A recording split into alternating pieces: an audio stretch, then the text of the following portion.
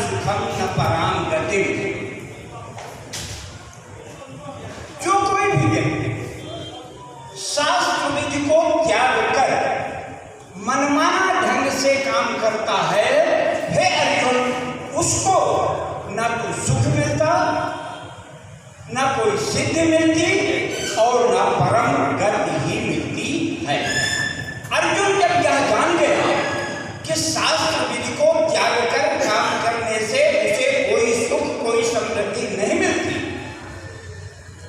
सोचता है कि आने वाला कलयुग है, बहुत कम लोगों को शास्त्र का ज्ञान होगा, लेकिन उनमें श्रद्धा अवश्य होगी, भक्ति अवश्य होगी। यहां से वह गुंजाइश निकाल करके और अपनी जिज्ञासा भगवान के सामने प्रकट करता है कि प्रभु वहां क्या है, यह शास्त्र विधि उत्सृज्य। अर्जुन कहता है ये शास्त्र विधि उत्सृज्य, वहां क्या है, वर्तते काम करता, मनमाने ढंग से जो काम करता है। यहां अर्जुन कहता है प्रभु यजन्ते श्रद्धयान्विता, यजन्ते श्रद्धयान्विता, श्रद्धा भक्ति के साथ देवताओं का यजन करता है, पूजन करता है, तेषां निष्ठा का, उनकी स्थिति क्या है? ठीक है, जो मनमाना काम करते हैं, मनमाना ढंग से काम करते हैं, उनको कोई सुख नहीं मिलता, ये मैंने सुन लिया, जान लिया। लेकिन जिनके पास श्रद्धा है, भक्ति है, लेकिन कलयुग आने के कारण, कलयुग के प्रभाव के कारण वो शास्त्र विधि को बहुत अच्छी ढंग से नहीं कर पाते, कुछ न कुछ त्रुटि रह जाती है, लेकिन उनके श्रद्धा में कोई त्रुटि नहीं है। उनकी क्या स्थिति? तेषां निष्ठा का।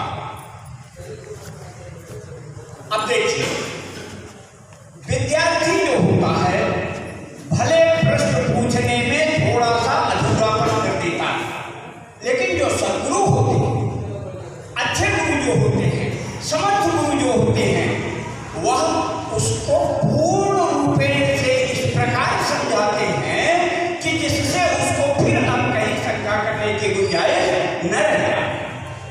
यहां यही बात है। अर्जुन पूछता है कि तेषां निष्ठा का प्रश्न,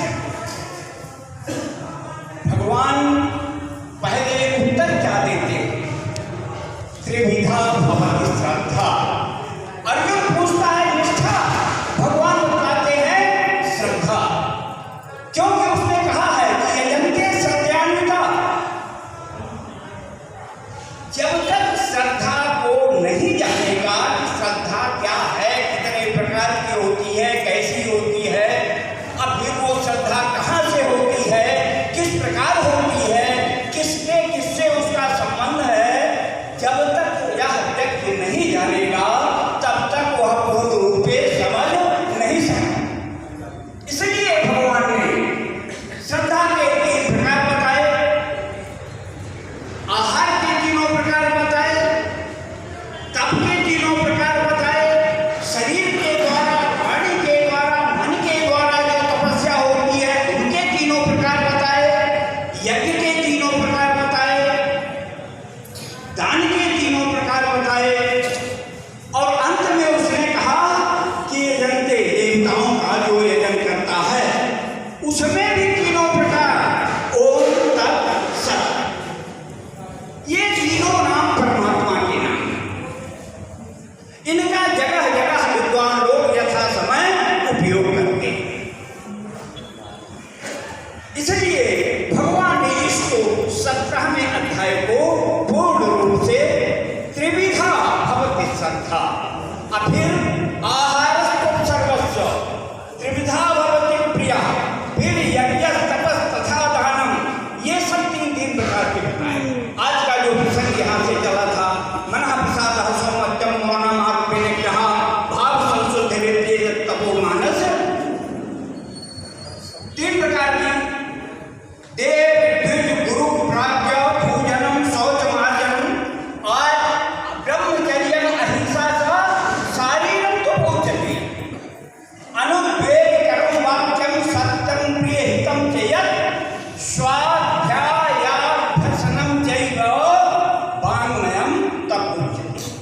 हमारे शरीर के द्वारा भी तपस्या होती है, वाणी के द्वारा भी तपस्या होती है, मन से भी तपस्या होती है।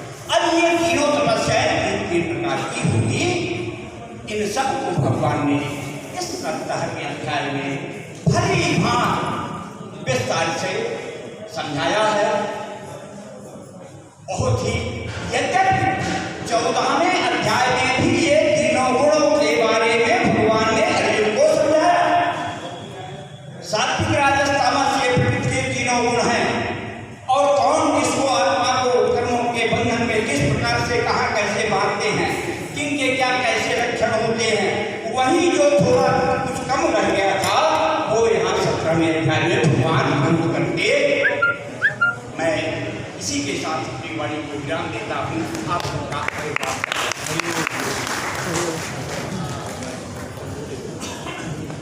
बहुत बहुत अच्छा है। सब लोग रास्ता पान करें, हलचल ना करें तो अच्छी बात है। इसी क्रम में हमारे अपने विद्वानों की जहाँ जहाँ ज्यो ज्यो बूढ़ है त्यों तो रस आवे। तो जब हम जा रहे हैं उस ज्ञान की गंगा में, सरिता में, तो हमारे बीच में उपस्थित है डॉक्टर लखनलाल खड़े जी, मानस के बहुत अच्छे प्रवक्ता हैं, पुस्तक प्रकाशित है। शासकीय डिग्री कॉलेज जो होता है, स्नातक उत्तर महाविद्यालय, उसमें आप सेवानिवृत्त यहाँ से पढ़िए आपको। तो संक्षेप में अपना उद्बोधन देने का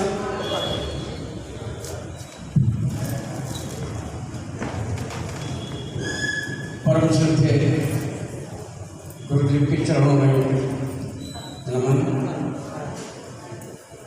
मंचासीन विद्युत जनों के चरणों में नमन। और श्री गीता जी के रसामृत पान करने के लिए बड़े सौभाग्य से इस कक्ष में उपस्थित सम्मानीय सदन, मातृशक्ति, भविष्य के नौनिहालों, आप सबको नौनिहालों को भी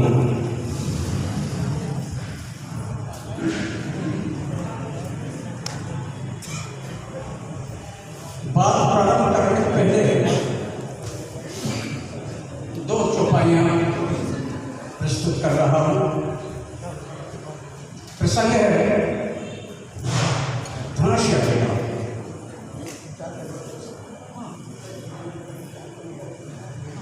जब रामचंद्र जी धनुष उठाने के लिए गए तो वहां गोस्वामी जी लिखते हैं, गुरु ही प्रणाम मन मन कीन्हा, अति लाघव उठाए हरि लीन्हा। मैं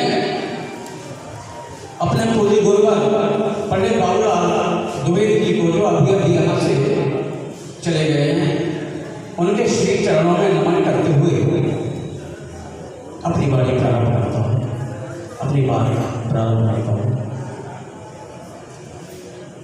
अभी गुरु महिमा का गान किया गया और उसी कड़ी में अति संक्षेप में संचालन संचालक महोदय का सारे हुआ है। अति संक्षेप उसी कड़ी को आगे बढ़ाने का प्रयास करूँगा। गुरुदेव की आज्ञा चाहता हूँ। प्रसंग है कर्म भूमि कुरुक्षेत्र। अर्जुन शोकग्रस्त है, मोह आ गया है और श्री कृष्ण वह तो परम गुरु है, वह अपने शिष्य की व्यथा को, अपने शिष्य की मनोदशा को भली भांति पहचान और परम गुरु वही है जो शिष्य की मनोदशा को पहचानते हुए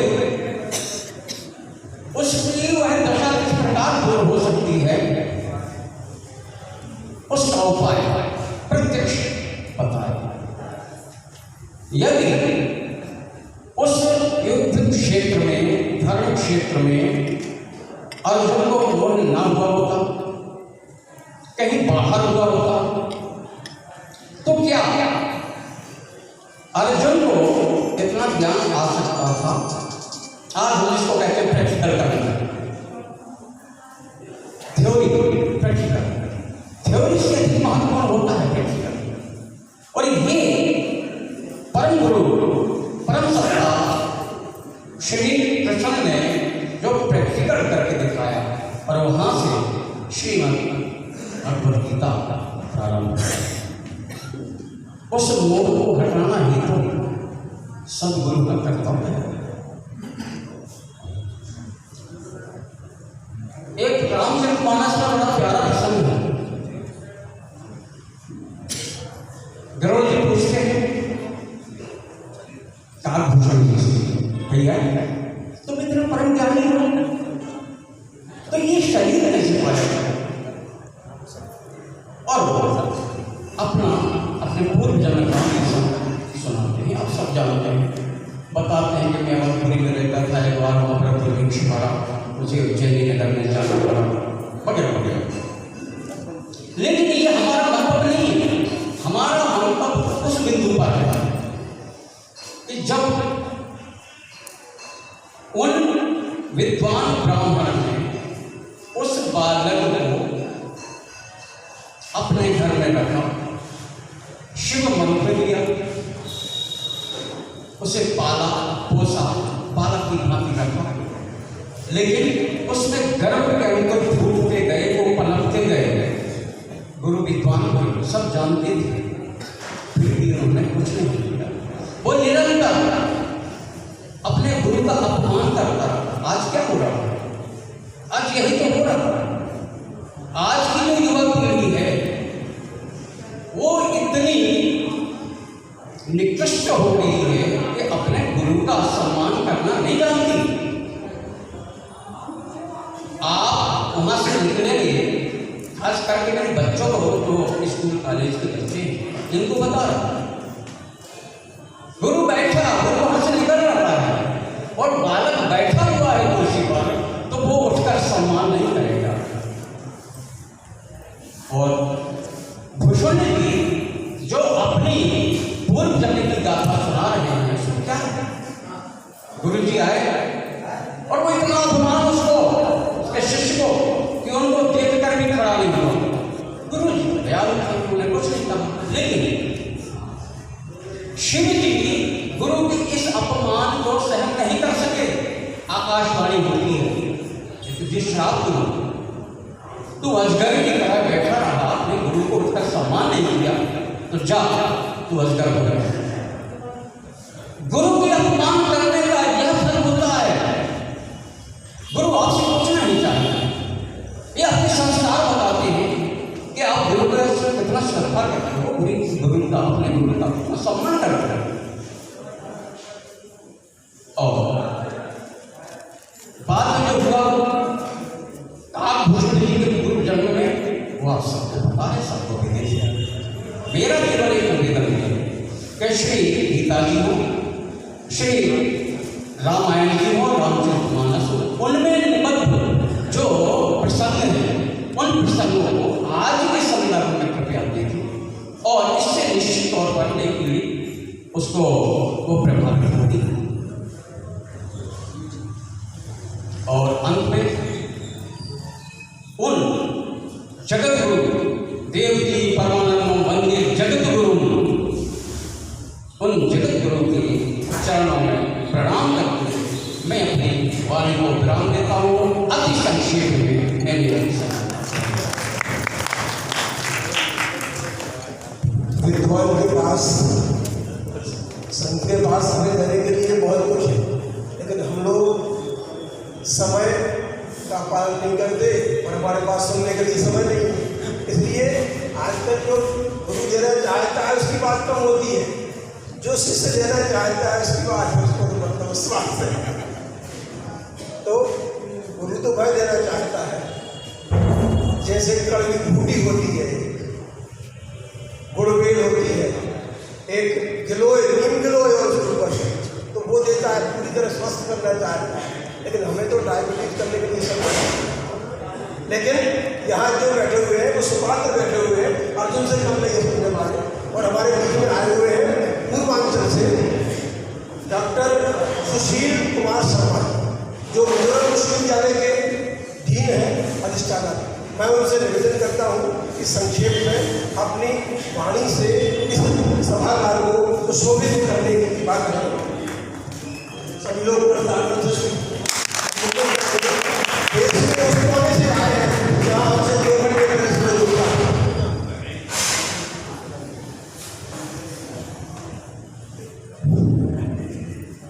परम पूज्य गुरुदेव विश्व गीता प्रतिष्ठानम प्रणेता संत वृंद प्रोफेसर लखनलाल खरे जी, प्रोफेसर JL द्विवेदी जी, सभागार में उपस्थित देवियों एवं सज्जनों, मित्रों, मैं आज अपने आप को आपके मध्य पाकर बहुत ही गौरवान्वित महसूस कर रहा हूँ।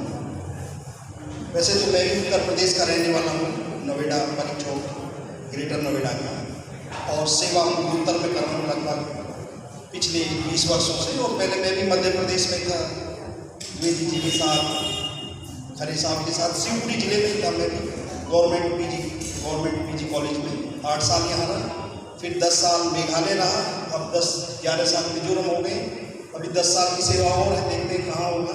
ट्रांसफर तो नहीं होता है विश्वविद्यालय में, लेकिन मुझे पूरे भारत का देखने का सौभाग्य प्राप्त हुआ। और मैं पहले थोड़ी अपनी पृष्ठभूमि बता देता हूँ। हमारी बैठक है, वहाँ बैठक आप लोग समझते हैं, पहले बैठक होती थी, अब जिसको ड्राइंग रूम बोलते हैं।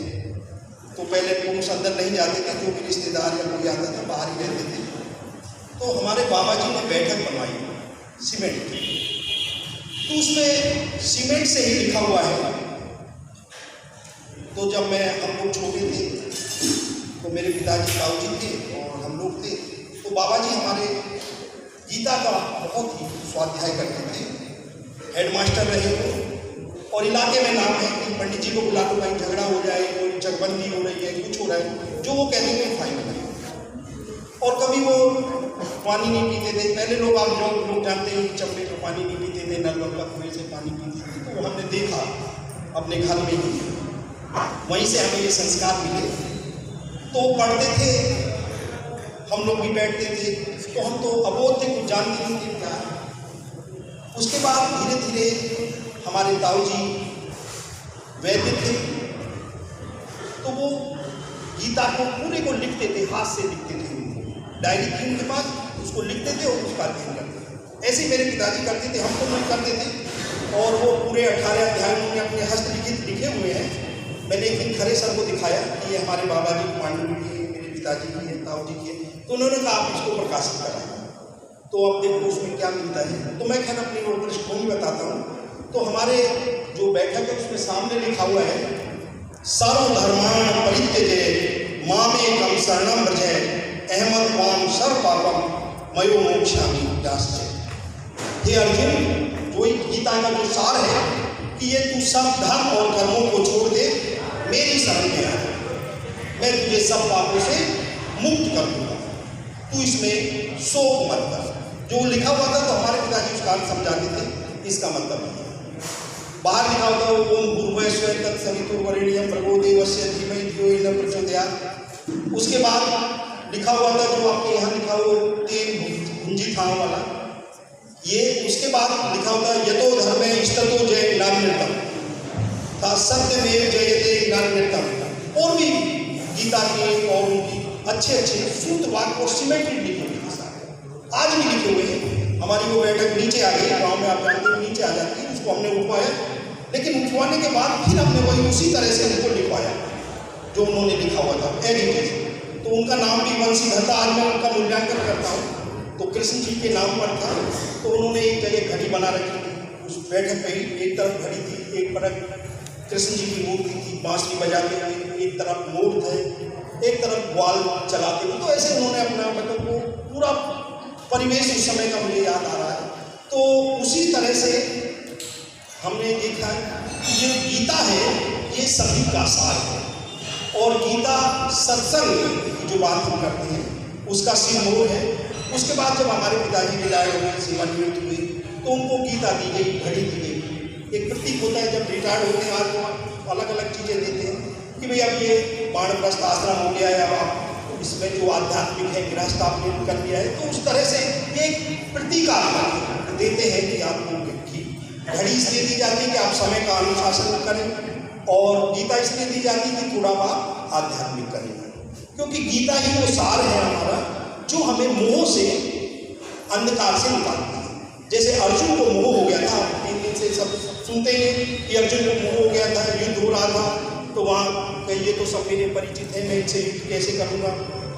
कृष्ण जी ने उनको बहुत उपदेश दिए, फिर उन्होंने अपना विराट रूप दिखाया, और उसके बाद फिर कृष्ण जी अर्जुन युद्ध में हुए, आप लोग सब परिचित हैं। तो मेरा ये कहने का उद्देश्य है कि जिस प्रकार से गीता हमें मोह के अंधकार से निकालती है, उसी प्रकार से जो हमारे अंदर अंधकार है उसे हम गीता के माध्यम से पढ़ करके अपने वो जो मोह है हमारे में उसको निकाल करके और सुख शांति विश्व में कल्याण की हम भावना करें। सत्संग आप जानते हैं, सत्संग होता है, और अभी हमारे आदरणीय ने बताया कि 2 प्रकार का है, संतों की वाणी से होता है और दूसरा सत् साहित्य है जो आप पढ़ते हैं, वाणियाँ पढ़ते हैं, सत् साहित्य पढ़ते हैं। आजकल तो टीवी चैनल भी आ गए हैं, ये यूट्यूब वगैरह आपने बताया यूट्यूब है, वहाँ भी जब हमें समय नहीं होता यूट्यूब पर चालू कर देते हैं। आजकल देखता हूँ कि घर में सुबह सब भजन चला देते हैं, तो इस तरह से भी आप उसका अपना सत्संग कर सकते हैं। और ये बहुत ही पुनीत कार्य है जो हमारा विश्व गीता प्रतिष्ठान कर रहा है। ये मैं पहली बार देख रहा हूँ अपने जीवन में। अभी तक तो हमने देखा कि अखंड रामायण होती है, श्रीमद् भागवत गीता होती है, ये हमारे अंदर खूब होते हैं, लेकिन ये पहली बार देख रहा हूँ कि विश्व गीता प्रतिष्ठान भी है और गीता का जो प्रचार प्रसार हो रहा है, घर घर तक गीता पहुँचे, घर सार समझे, तो ये बहुत ही पुनीत कार्य है। मैं इसके लिए जो हमारा विश्व गीता प्रतिष्ठान है और जो उसके सभी हमारे परिवार हैं उसके साधुवाद देता हूँ कि बहुत ही पुनीत कार्य कर रहे हैं।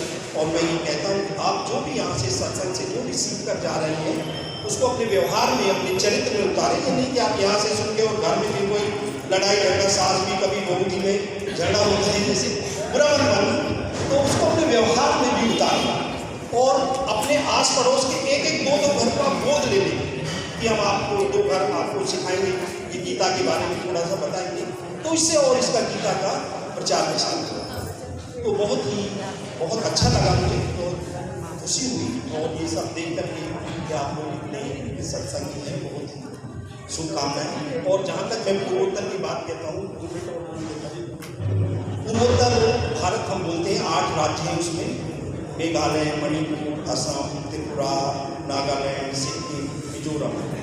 ये 8 के 8 राज्य बहुत ही प्रकृति की दृष्टि से बड़े सुंदर हैं। वहाँ कोई पॉल्यूशन नहीं है और शुद्ध हवा है, शुद्ध जल है और खान पीन भी शुद्ध है। वो लोग तो खैर खाते हैं सारे, वो तो दूसरी प्रकृति के लोग हैं, लेकिन जो प्रकृति की दृष्टि से भगवान ने जो वहाँ दिया है वो बहुत कुछ है। विभिन्न प्रकार की औषधियाँ हैं, विभिन्न प्रकार की भाषाएँ हैं, विभिन्न प्रकार की संस्कृति है। एक दूसरे की संस्कृति को नहीं जानते हैं वो लोग, लेकिन उनके जो आभूषण हैं, उनकी जो भी वेशभूषा, उससे हम पता लगा देते हैं कि ये भी जो है, ये सब है, ये किस जाति का है, किस धर्म का। और उनकी जो भाषा है वो थोड़ी देर अपनी भाषा में बात करते हैं, फिर हिंदी में ही बात करते हैं, तो हिंदी से किसी का कोई विरोध नहीं। वहाँ नारी का बहुत सम्मान है। एक जगह तो है कि वो नारी के नाम पर ही, बच्चे का नाम भी नारी के नाम पीछे होगा। जैसे हमारे यहाँ तो पिता के नाम पर होता है, पिता शर्मा है तो बच्चे का नाम भी शर्मा होगा, वहाँ माँ के नाम पर होगा। एक जाति है वो तो खैर विशेष। नारी का वहाँ बड़ा सम्मान, नारी बड़े मेहनत करती है, पुरुष तो कम मेहनत करता है, लेकिन नारी बहुत मेहनत करती है। और वहाँ नारी का कोई भय नहीं है, रात के 12 बजे जाए, 1 बजे जाए, 2 बजे जाए, कोई डर भय नहीं है। दूसरा, वहाँ जो ट्रैफिक सेंस है बहुत अच्छा है, कोई हॉर्न नहीं होता, शुद्ध जलवायु है। अगर हॉर्न देगा तो कहेगा ये गाली देगा, तो बिल्कुल कोई घर में ताला नहीं लगाता, गाड़ी में कोई लॉक नहीं लगाता, सीधा बंद नहीं करता, और किसी की गाड़ी खराब होगी, कोई सब सामूहिक रूप से काम करते हैं, मिलजुल कर काम करते हैं। तो वहाँ पूरा राम राज्य, कोई जात पात नहीं, ये छोटा है ये बड़ा, ऊंच नीच नहीं, भेदभाव नहीं, जात पात नहीं, जो पुरुष को अधिकार है वो नारी को अधिकार है। तो बहुत ही जो पूर्वोत्तर है, जो हम लोगों ने नहीं देखा है, लगता है कि भाई वहाँ तो बहुत बेकार है, लेकिन ऐसा नहीं। तो ये तो खैर पूर्वोत्तर की बात नहीं, लेकिन कुल मिलाकर के जो गीता का सार है, और उसमें यही कहा गया है कि जिस प्रकार से अर्जुन का जो मोह है, अर्जुन जो निराशा से निकलकर आशा में आ जाता है, अपने कर्तव्य के प्रति प्रवृत्त हो जाता है, उसी प्रकार से हम भी जो हमारे अंदर मोह है, ये मेरा बेटा है, ये मेरा वो, उससे निकल करके और हम ज्ञान की ओर प्रवृत्त होकर के उसका पलायन करें। इन्हीं शुभकामनाओं के साथ आप लोगों ने मुझे बोलने का अवसर दिया, तो मेरा आनंद बहुत सुंदर जलवायु है, कोई डर नहीं है। ये देखकर लगता है आपके निर्भीक शरीर को देखकर और हमारे डरपोक शरीर को देखकर। बहुत ही बढ़िया उद्बोधन, संक्षेप में विषय नहीं है आपका गीता या संस्कृत, फिर भी बहुत बढ़िया बोले। संस्कार आखिर मध्य प्रदेश उत्तर प्रदेश के हैं, तो यहाँ के व्यक्ति जाकर और वहाँ पर कोई बगीचा खिलाएं, विद्यार्थियों को प्रकाशित करें, तो ये हमारा सौभाग्य है, बहुत बढ़िया बात है। एक बार अच्छी तालियां बुजुर्गों के लिए।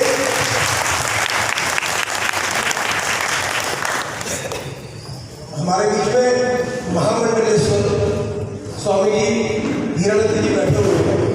मेरी उनसे प्रार्थना है कि अपने आशीर्वचन से, संक्षिप्त आशीर्वचन से हमें अनुग्रहित करें। स्वामी हीरानंद जी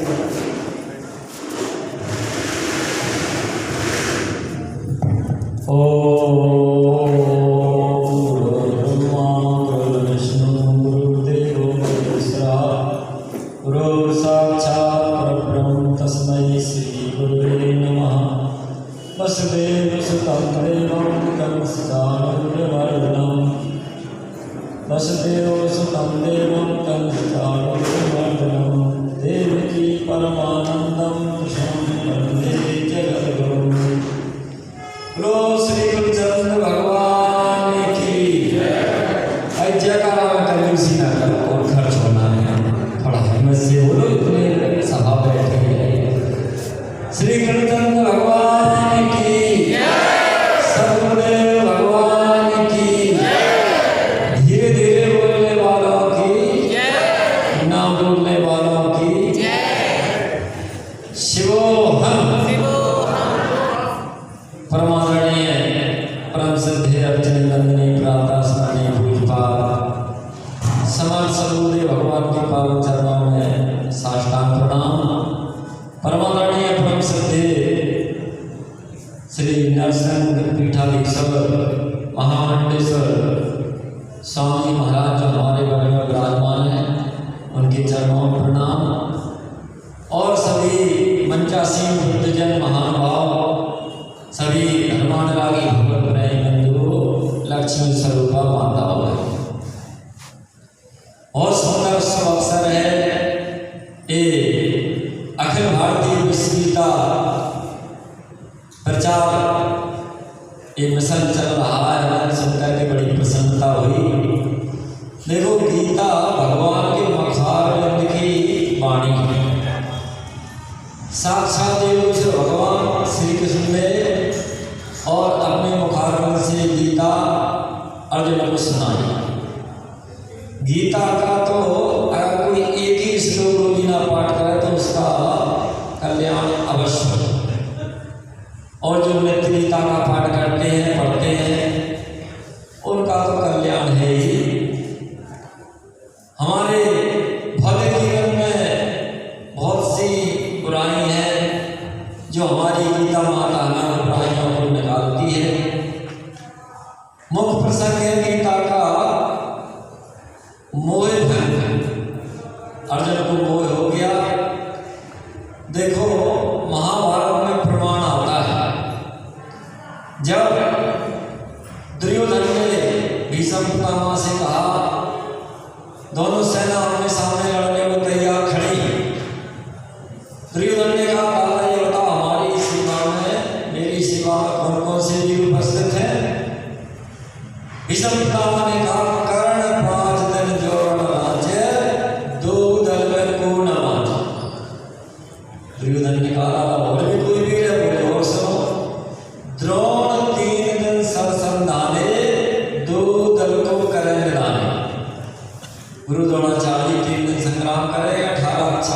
दल को समाप्त कर दिया।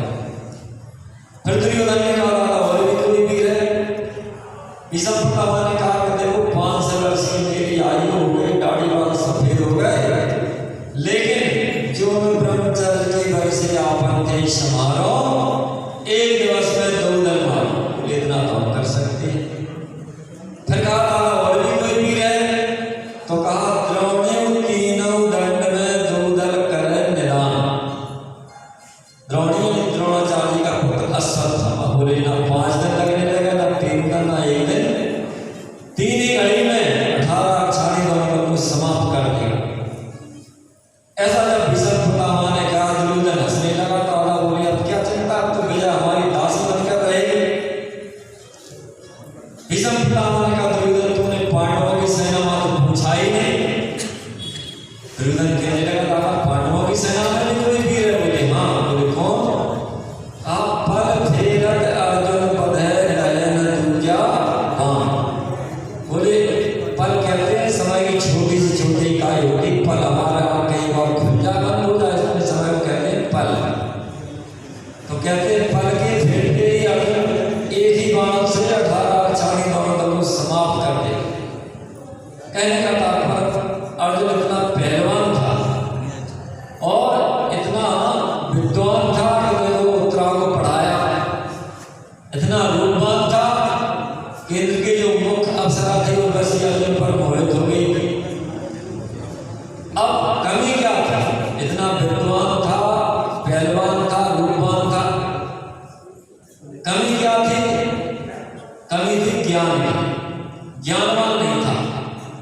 जब भगवान से कहा कि हमारे रथ को दोनों सेनाओं के बीच में मेरे तुम खड़ा करो, देखे हमारे विपक्षी दल में कौन कौन खड़े हमसे युद्ध करने के लिए। कृष्ण भगवान ने दोनों सेनाओं के बीच में अर्जुन का रथ खड़ा किया। अर्जुन ने देखा सारे हमारे संबंधी खड़े हैं, चाचा, बाबा, मामा, भ्राता, गुरु, और सारे सब संबंधी। कहा इनको मार के हमारा कैसे कल्याण होगा? इससे तो हम भिक्षा कर खा के अपना जीवन निर्वाह कर लेंगे, हमें राज नहीं चाहिए। धनुष बाण फेंक दिया, रथ के पिछले भाग में बैठे शोक करने लगे। कहा भगवान मैं संग्राम नहीं करूंगा। तो जब कर्तव्य से विमुख देखा भगवान ने अर्जुन को, तब महाभारत के बीच में एक गीता भगवान कृष्ण ने अर्जुन को सुनाई कि तू जो शोक करता है, मुझे गीता जो है ज्ञान की दूसरे अध्याय के 11वें मंत्र से शुभारंभ भी असोच्यानंद सोचस्तुम प्रज्ञावाना स्वास्य कथा संगता सोचना न सोचन्ति पंडित। तो एक तो पंडितों कैसे वचन बोलता है, शोक भी करता है। पंडित सब जो आया है गीता में ज्ञानी के लिए आया, किसी जाति विशेष के लिए नहीं आया। और एक पंडित सब गीता में 4 जगह आया। पहला गीता अध्याय, दूसरे का 11वां मंत्र है असोच्यानंद सोचस्तुम प्रज्ञावाना स्वास्य कथा संगता सोचना न सोचन्ति पंडित। दूसरी जगह चौथे अध्याय का 19वां मंत्र है यस सर्वे समात्मा काम संकल्प वर्जता ज्ञानाग्नि दग्ध कर्माणं तमोहो पंडितम्। तीसरी जगह 5वें अध्याय का 14वां श्लोक है सांख्य योगो भगवाला प्रवदन्ति न पंडिता एकमप्यासदा सम्यो बुद्धियोर विन्दते फलम्। और चौथी जगह 5वें अध्याय का ये 18वां मंत्र है विद्या वै संपन्ने ब्राह्मणे वस्तिनि सुनचरि सुपाकी च पंडिता समदर्श। तो जब कर्तव्य से भगवान ने अर्जुन को देखा जो शोक करने लगा और भगवान से कहा कार्पण दोषो प्यत स्वभावा पृच्छामि त्वं धर्म समुचिता यच्छ्रिया स्यामस्तं ब्रूतनवे शिष्यस्तेयं साधि मां त्वं प्रपन्नः। आए भगवान जो मैं कारणग्रस्त हो रहा हूँ, शोकग्रस्त हो रहा हूँ, जिस तत्व को ना जानने के कारण आप हमें उसी तत्व का उपदेश करें और शिष्य से मैं आपका शिष्य। पहले भी भगवान के अर्जुन साथ रहे, लेकिन पहले गीता नहीं सुनाई। कब सुनाई? जब अर्जुन ने शिष्य स्वीकार किया, शिष्यस्त्रयम्। तब भगवान ने अर्जुन को ये गीता सुनाई महाभारत के बीच में कि तू जिनके लिए शोक कर रहा है, संबंधी तेरे खड़े हैं कि इनको मैं मारूंगा, पापी हो जाऊंगा, तो ये तो तू भ्रांति में है। आत्मा जो है हमारा स्वरूप है, आत्मा अजर है, हमारे अविनाशी है, उसे संत काट ही नहीं सकते। कहते नैनम छंदन्ति शस्त्राणि नैनम दहति पापका न चैनम क्रीडन्ति आपो न शोष्यति पापा। ऐसा आत्मा को संत काट नहीं सकता, जल जला नहीं सकता, वायु सुखा नहीं सकती, अग्नि जला नहीं सकती। ऐसा वो आत्मा है और वो सब में व्यापक है। मुझ में तुझ में तेरे जितने संबंधी खड़े सब में आत्मा व्यापक है और उसका कभी विनाश नहीं। वो तो शरीरों के लिए सुख करता है, शरीर तो जन्मने मरने वाले हैं। तू नहीं संग्राम करेगा तो इन सब का नाश होगा। और ज्ञान विराट रूप भगवान ने दिखा दिया तुझे को, ये तो सब मेरे द्वारा पहले से मरे हुए, तू तो केवल निमित्त मात्र खड़ा हो जा। निमित्त मात्र भाव सब साझ। कहने का तात्पर्य है कि भगवान ने अर्जुन को एक आत्मज्ञान का उपदेश सुनाया और जब अर्जुन को एक ज्ञान में दृढ़ता हो गई तो कहने लगा भगवान ने पूछा कि तुम तुम्हारा जो मोह नष्ट हुआ कि नहीं।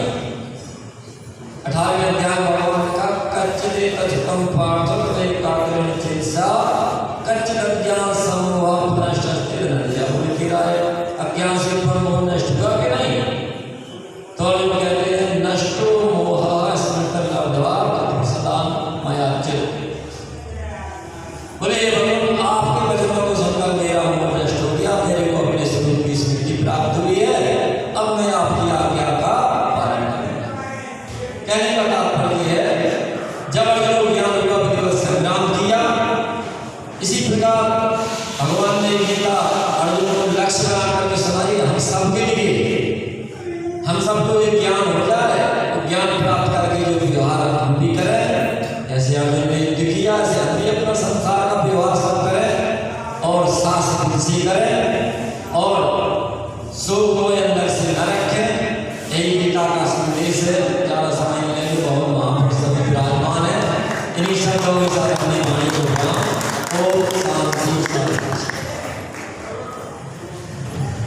बहुत बहुत साधुवाद।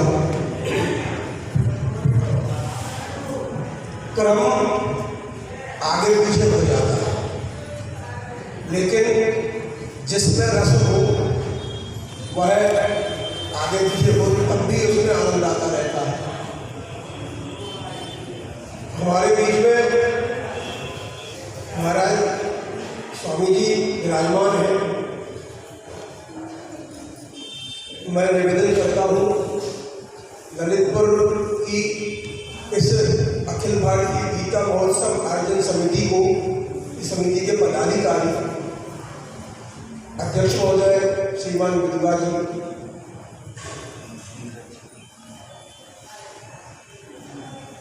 पंडित द्विवेदी, चिल्ला वाले अच्छा लगता है, और वाजपेयी जी आप आए और स्वामी जी का अभिनंदन आशीर्वाद प्राप्त करें। अंगवस्त्र, पुष्पमाला, अंगवस्त्र माने शॉल होता है, श्रीफल और जो भी अलंकार होते हैं उनके द्वारा महाराज जी का आशीर्वाद प्राप्त करें, उनको भेंट करें। और जो भी हो यहाँ पर उपलब्ध स्थानीय समिति के लोग, जो बड़े बुजुर्ग हैं वो लोग आ जाए।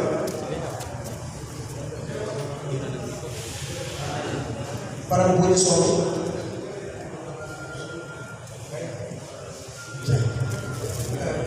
भाई साहब गंधर्व सिंह जी को मैं निवेदन करता हूँ कृपया पधारें और अब मैं मेरा परिचय नहीं सबसे इसकी क्षमा करूँगा। और जो गणमान्य हो आप बोल दें अगर मैं नहीं जानता तो उनको। और महाराज जी का स्वागत सत्कार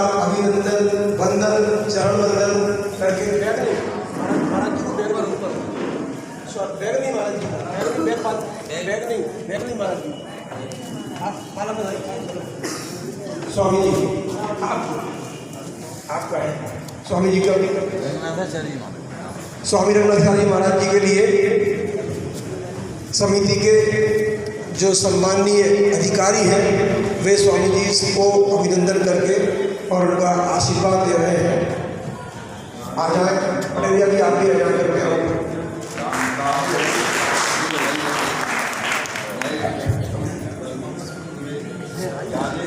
डॉक्टर चंद्रकिशोरी शर्मा जी जो बहन जी आई थी सत्रह ग्रुप में आए, आप महाराज जी का आशीर्वाद प्राप्त करें। डॉक्टर ओमप्रकाश शास्त्री जी यदि आ रहे हो तो आप भी बता दें।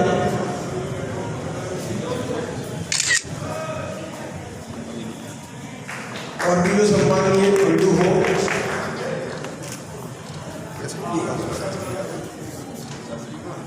शास्त्री दिखाई नहीं दे रहे।